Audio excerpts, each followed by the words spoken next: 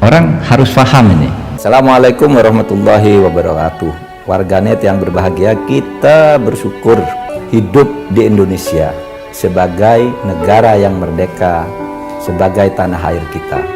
Mari cintai tanah air kita ini agar kita bisa melaksanakan perintah Allah dengan sebaik-baiknya. Dengan tingkat kepuasan yang akan sampai 82,2%, banyak yang meyakini, analis politik satu suara mengatakan bahwa Jokowi adalah Kingmaker 2024. Sekjen PD Perjuangan bertemu dengan Sekjen Partai Demokrat bahas peluang koalisi di Pilpres mendatang. Juru bicara Partai Demokrat bilang pertemuan itu menindaklanjuti nama AHY yang masuk radar bakal cawapres Ganjar. Pertemuan Sekjen PDIP Hasto Kristianto dan juga Sekjen Partai Demokrat Teguh Rifki Harsya berlangsung pada Minggu sore. Dalam suasana santai, keduanya membahas tentang strategi di pemilu mendatang. Keduanya juga membahas rencana pertemuan Ketua DPP PDIP Puan Maharani dengan Ketua Umum Demokrat Agus Harimurti Yudhoyono.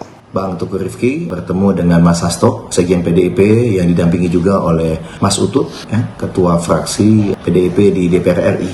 Ya, mereka ngobrol santai, makan ayam bareng. Yang dibahas itu tentu saja menindaklanjuti tawaran dari Mbak Puan, Mas Hasto mengenai kemungkinan dialog atau diskusi antara Mbak Puan dan Mas AHY. Ya, bicara mengenai permasalahan bangsa terkini dan rencana strategis ke depannya. Dan saudara, benarkah pertemuan AHY dan juga Puan Maharani ini nanti akan membuat PDIP dan Demokrat rujuk? Kita bahas bersama dengan Direktur Eksekutif Pusat Kajian Politik FISIP Universitas Indonesia. Bang Ria, selamat sore. Di sini ada Reza di Rumah Pemilu. Ini yang ingin saya tanyakan adalah bakal terrealisasi nggak sih kalau pertemuan ini atau cuma gimmick aja keduanya untuk mendapatkan perhatian publik? Mas Reza, ya ini masih terlalu dini untuk kita mengatakan bahwa perkawinan politik antara PDIP dengan Demokrat akan terjadi gitu ya. Karena saya kira bukan hanya pertemuan yang dilakukan bukan hanya dengan Demokrat saja gitu ya, tetapi masing-masing partai pengusung capres ini kan sedang sibuk melakukan penjajakan untuk mencari pasangan calon wakil presiden ya yang paling tepat, yang juga mampu sebenarnya mengerek elektabilitas capresnya gitu. Jadi saya kira yang dilakukan PDIP dan Demokrat pada saat ini ya di dalam konteks itu ya penjajakan untuk mencari peluang gitu ya, apakah akan ada kesepakatan yang bisa tercapai dan apakah duet antara Ganjar dengan AHY memang mampu meningkatkan elektabilitas keduanya. Ketika memang ini kalau kita bisa berandai-andai gitu Mbak Horia, apakah nantinya pertemuan ini ketika bertemu kejadian apa memang menjadi pembahasan? Kalau pembahasan tentu saja mereka yang tahu ya, tapi saya kira nggak jauh-jauh dari soal pencapresan gitu ya. Nah, cuma saya justru mau melihatnya begini. Ini kan kelihatan sekali bahwa diskusi yang dibahas betul-betul hanya bicara tentang figur gitu ya. Bukan lagi bicara tentang apakah misalnya ada kesamaan visi, ada kesamaan program gitu ya yang mau dilakukan. Jadi kita bisa melihat sebenarnya tadi juga statement dari pengurus Partai Demokrat ya, kelihatan gitu ya bahwa ini betul-betul murni soal peluang untuk menjajaki pasangan masing-masing gitu ya.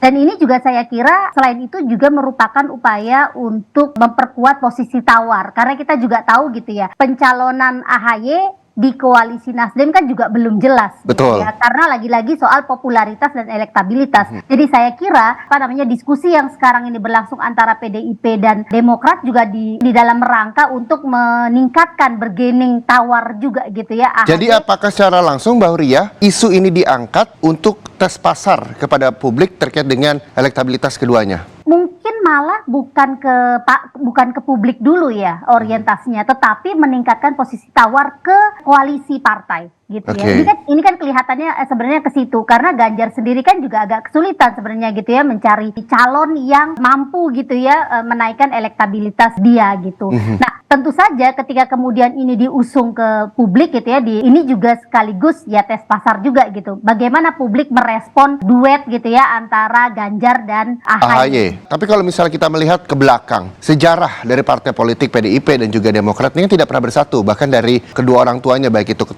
orang tua dari AHY, Pak SBY maupun Mbak Puan. Ibu Megawati. Anda melihatnya dan menilainya seperti apa, Mbak? Begini Mas, kalau di dalam politik itu kan tidak ada musuh dan kawan abadi gitu ya. Jadi basisnya memang selalu kepentingan politik gitu ya. Dan kepentingan ini memang sangat pragmatis. Kita juga bisa melihat sebenarnya konflik yang terjadi antara PDIP dengan Demokrat di masa lalu kan ini juga karena persoalan calonan di Pilpres gitu ya. Jadi tidak ada konflik yang basisnya ideologis gitu ya, di mana misalnya kedua partai punya garis kebijakan yang sangat berbeda gitu. Nah, saya kira kalau melihat sekarang saja gitu ya, antara Megawati dengan SBY kan juga sudah beberapa kali bertemu gitu ya, dan ketika kedua partai punya orientasi untuk bisa mengusung kadernya kemudian memenangkan Pilpres, saya kira koalisi ini sangat mungkin terjadi jika tadi ya kesepakatannya memang bisa tercapai, dan juga misalnya tidak ada tawaran yang lebih pasti gitu ya di koalisinya Nasdem, PKS, dan Demokrat. Ketika memang pertemuan ini jadi dan ada posisi tawar-menawar seperti Mbak Huria tadi sampaikan, Mbak Huria melihatnya seperti apa respon dari koalisi Nasdem dan juga PKS nanti? Kalau saya kira ya, karena kan sekarang kan kita belum mendengar ya pernyataan dari Nasdem maupun juga PKS. Cuma selama gitu ya capres dan cawapres ini belum ditetapkan, apapun bisa dilakukan oleh partai-partai politik gitu ya, dan para ketua partai masing-masing gitu. Jadi penjajakan ke sana ke sini itu ya akhirnya menjadi hal yang lumrah gitu ya untuk dilakukan. Bisa jadi mungkin penjajakannya juga dalam rangka memperluas gerbong koalisi misalnya gitu. Nah, tetapi saya kira Mas Reza, kalau misalnya duet AHY dan Ganjar ini terjadi, maka Nasdem dan PKS gitu ya harus bekerja keras juga untuk mencari partner koalisi tambahan gitu, karena Nasdem dengan PKS saja kan nggak cukup kuat gitu ya untuk mendorong capres yang mampu gitu ya punya popularitas yang tinggi. Oke, berarti kita tunggu saja nanti apakah memang terjadi pertemuan dan nantinya akan dipilih menjadi bakal calon wakil presiden dari Ganjar Pranowo. Kita tunggu saja nanti untuk informasi berikutnya. Terima kasih sekali lagi Direktur Eksekutif Pusat Kajian Politik FISIP Universitas Indonesia, Mbak Huria, atas waktunya. Sama-sama Mas Reza, terima kasih. Saudara, Rumah Pemilu masih akan kembali dengan sejumlah informasi, salah satunya soal sudah dapat izin dari keluarga anak bungsu Presiden Jokowi Kaisang Pangarep menyatakan siap hadir jadi Depok pertama. Apakah ini maksud siap jadi wali kota Depok? Kaisang Pangarep, saya sudah mendapatkan izin dan restu dari keluarga saya. Insya Allah, dengan ini saya siap untuk hadir menjadi Depok pertama. Mohon dukungannya. Merdeka! Mendekati pemilu 2024, relawan Ganjar Pranowo yang tergabung dalam relawan teman Ganjar membentuk tim lawyer atau pengacara untuk membantu menghadapi kampanye negatif yang menyerang capres Ganjar Pranowo. Peluncuran tim lawyer teman Ganjar dilakukan bersamaan dengan perayaan hari ulang tahun Bung Karno. Tim lawyer teman Ganjar ini dibentuk untuk menghadapi kampanye negatif, baik itu fitnah, ujaran kebencian, serta berita bohong atau hoax yang menyerang capres yang diusung PDI Perjuangan ini selama berlangsungnya tahapan pemilu 2024. Setidaknya kini sudah ada 200 pengacara yang tergabung dalam tim lawyer teman Ganjar. Hari ini adalah momentum bagi kami untuk launching tim lawyer teman Ganjar, di mana tim lawyer ini akan difungsikan untuk bertarung menghadapi kampanye-kampanye negatif yang terjadi di lapangan, baik itu hoax, kampanye negatif, kampanye hitam, itu akan dihandle oleh para tim lawyer teman Ganjar ini jika terjadi hal itu di lapangan. PLT Ketua Partai Persatuan Pembangunan Muhammad Mardiono menyebut Menparekraf Sandiaga Uno akan segera bergabung ke partainya. Sandi akan diberi mandat setelah resmi masuk P3. Mardiono menyatakan Sandiaga Uno akan resmi bergabung ke P3 pekan depan. P3 menyebut Sandi telah menjalani proses pengenalan karakter partai sekaligus dikenalkan pada kader-kader P3 di seluruh Indonesia. P3 akan segera menggelar Rapimnas. Salah satu agenda yang dibahas adalah menentukan tugas baru untuk Sandiaga Uno setelah resmi masuk ke partai.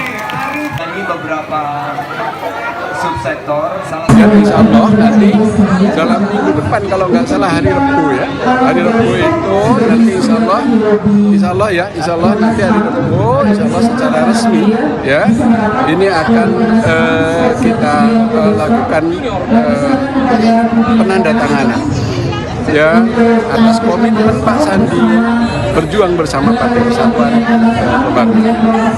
Dan kemudian akan segera dalam waktu yang singkat kita selenggarakan rapat pimpinan nasional.